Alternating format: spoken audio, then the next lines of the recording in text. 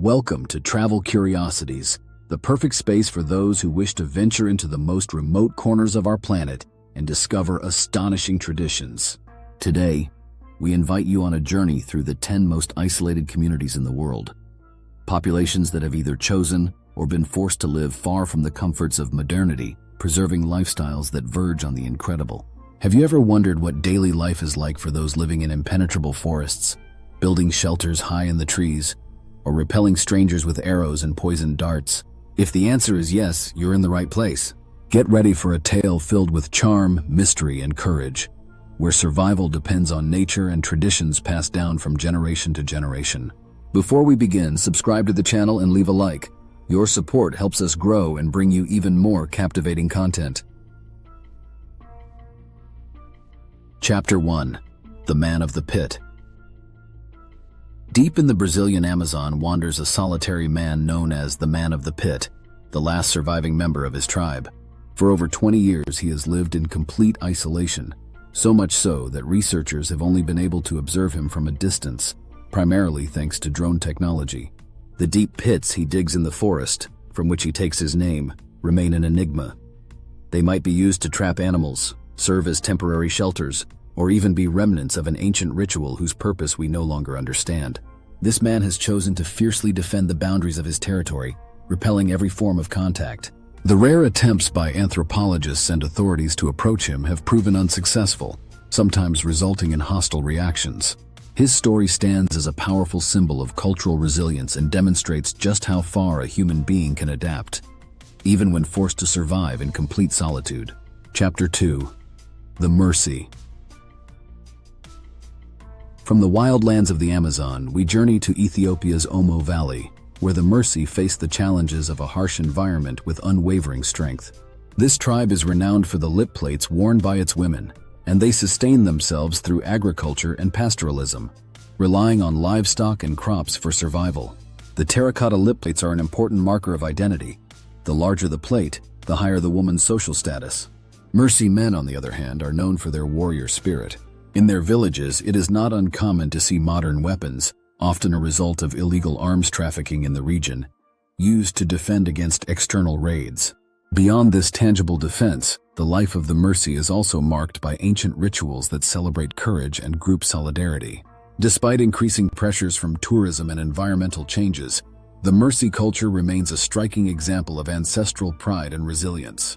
Chapter 3. The Korubo.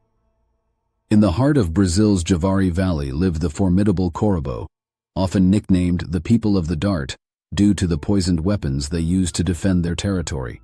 As both hunters and farmers, they inhabit small settlements surrounded by dense forests and majestic rivers, an environment that is as generous as it is treacherous. Their initial encounter with the outside world was dramatic. The first contact with Funai in the 1970s ended in bloody conflict.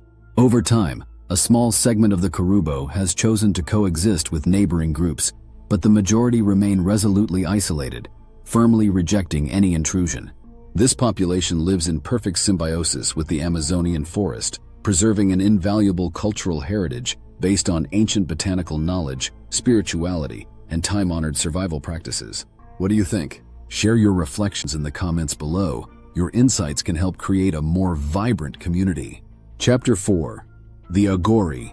Leaving the South American rainforests, we head to the banks of the Ganges in India, where we meet the Agori, more a sect of Hindu ascetics than a geographically isolated tribe. The Agori defy every taboo. They meditate in cremation grounds, smear themselves with funeral ashes, and in some instances, even practice ritual cannibalism on the remains of the deceased.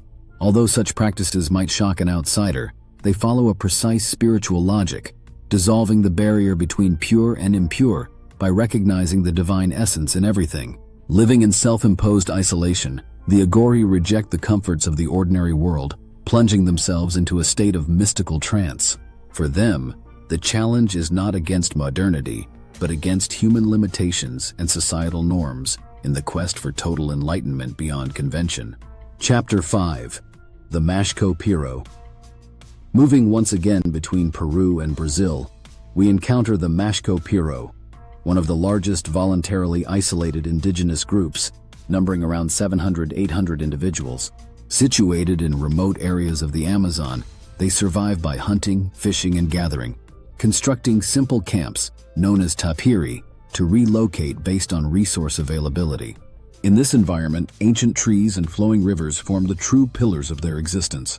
Some Mashko Piro families have even developed the skill of building tree shelters, reaching surprising heights to protect themselves from predators and human threats. Unfortunately, this community faces constant challenges from deforestation, illegal resource extraction, and the risk of disease introduced from the outside.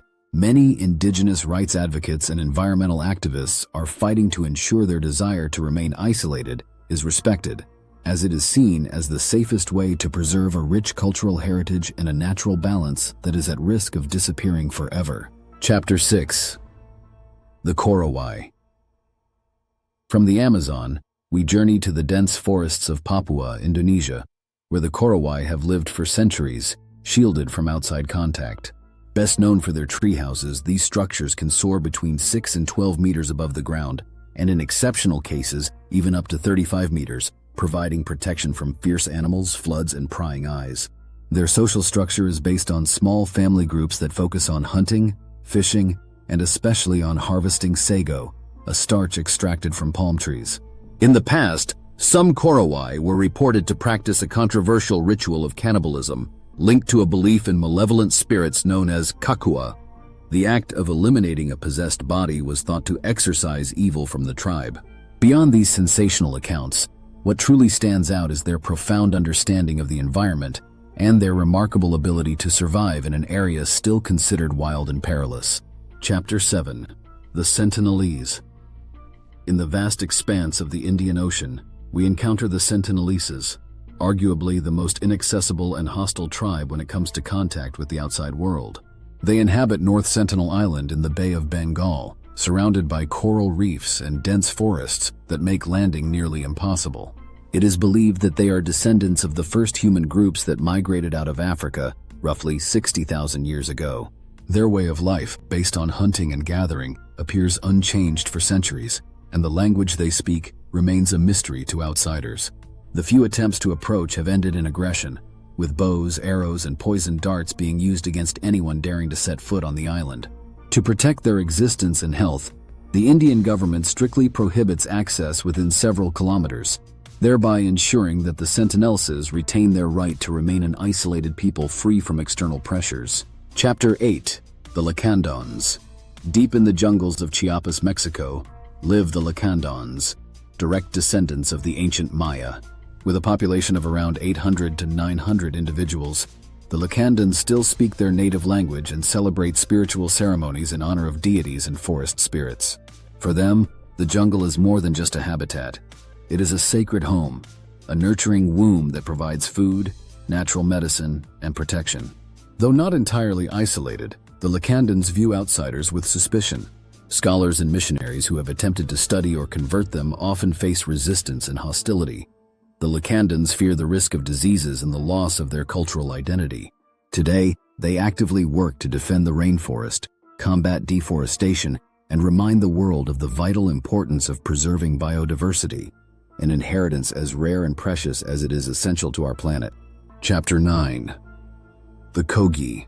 Nestled in the mountains of Colombia's Sierra Nevada de Santa Marta, the Kogi refer to themselves as the elder siblings of humanity, entrusted with preserving the balance of nature.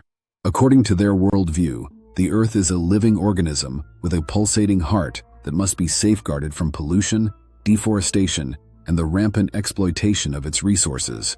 The Kogi spiritual leaders, known as Mamas, spend years in seclusion and darkness, learning to interpret the signs of the earth and to communicate with the unseen forces that govern it.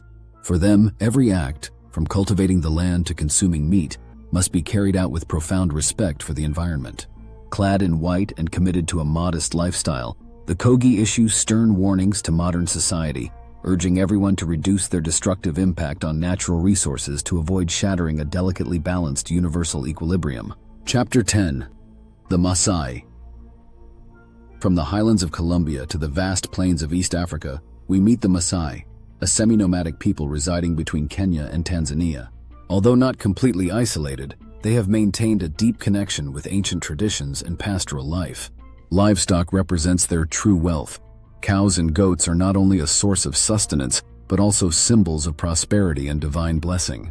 In the past, young Maasai had to prove their worth by hunting a lion with a spear, a rite of passage marking their entry into adulthood and the attainment of significant social status. With the rise of ecological awareness, lion hunting has nearly vanished today. Yet the warrior spirit and tribal pride remain palpable. The famous jumping dance, or adamu, sees warriors competing to see who can leap the highest, showcasing their vigor and charm in front of the entire community. In conclusion, we have reached the end of this fascinating journey through the 10 most isolated communities on the planet. From the heart of the Amazon to the banks of the Ganges, from the Colombian highlands to the African plains, these populations demonstrate that there are ways of life radically different from our own, often living in harmony with nature and in reverence of ancient traditions. My personal view? Protecting and respecting these communities is tantamount to defending the cultural biodiversity of humanity. Their lifestyles remind us that there are countless ways to inhabit the earth, and preserving such treasures is not merely an act of curiosity, but a global responsibility. Before we wrap up, I invite you once again to subscribe to the channel and leave a like. Your support is essential for us to continue exploring and sharing extraordinary stories. Thank you for traveling with us, and see you soon with new adventures on Travel Curiosities.